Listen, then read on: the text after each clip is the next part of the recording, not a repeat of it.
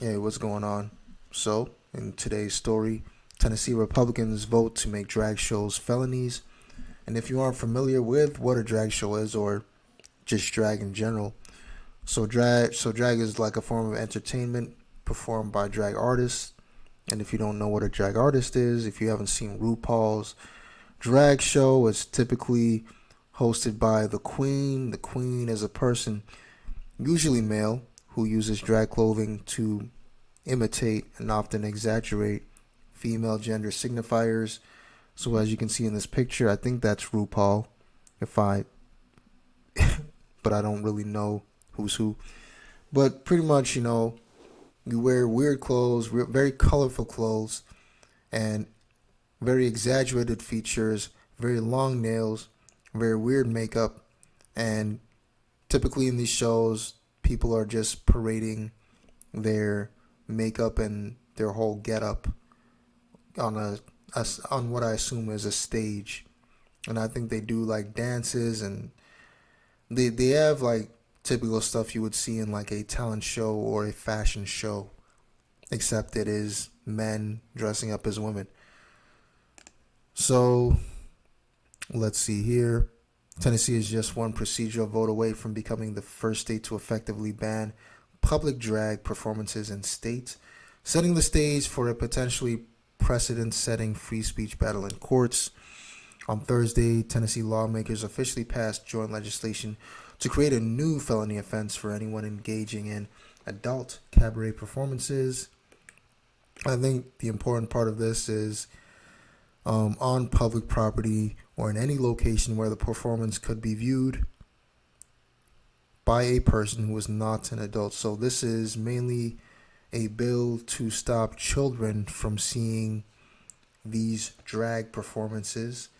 Now, you can be to me like I'm a fairly liberal person, but only when it comes to certain things. So if someone wants to transition after they've reached adulthood, completely okay with that.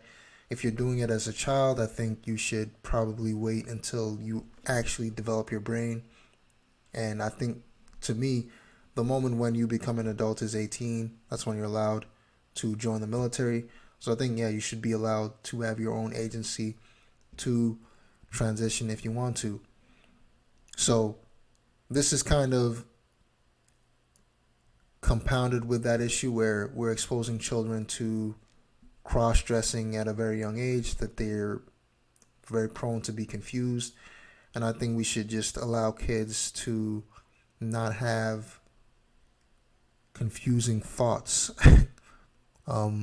They shouldn't have confusing thoughts in their brain when they're developing to be adults. I think like this is very confusing to kids, and I don't think it's productive. In fact, I don't even think it's really good for society.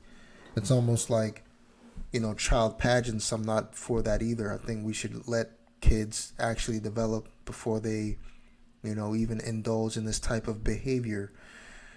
So I'm I don't really give a shit about drag shows in general, and I don't really care about the ban, but I do understand the ban, and I think most people um that do support that thought process of we should allow our kids to actually mature and their brains to develop before they make major choices. Like I think anyone with that type of mindset should be okay with this ban.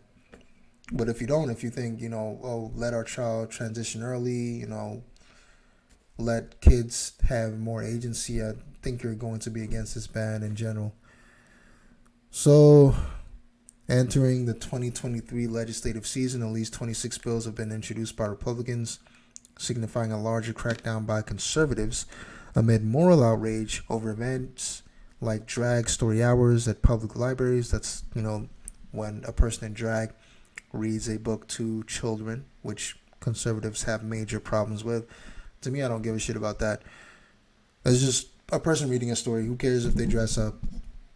But it is, I guess it is kind of similar because you are kind of introducing a kid to cross dressing, which to me is it's kind of early if you're doing it to really young children. And definitely had an issue with the one teacher twerking. There was a there was a person reading, or there was a person in drag reading books to children, and in addition to doing this, they were also twerking and teaching the kids to twerk. To me, that's bullshit too. But anyway, let me see what else is going on. So LGBT people obviously have an issue with this. This bill is an atrocity committed at all trans and gender nonconforming people, as well as all drag artists. Aaron Reed, an LGBTQ activist, wrote in a Twitter thread shortly after the bill's passage. It bans male and female impersonators from providing entertainment that appeals to prurient interest. I mean, it's only a ban for in locations that kids could see it. You can still have your drag, shows in purely adult settings, almost like stripping. Stripping is not open to the public. You need to be 18 plus to go to a strip club. So let's have that for drag shows too. Let's have people that are mentally mature, that have actual agency, go to the drag shows, and let's not have children see this madness. Unconstitutional. I mean, I guess you can argue it's unconstitutional. But like I said, in my opinion, none of this drag stuff adds anything to society. Don't really give a shit if it's banned.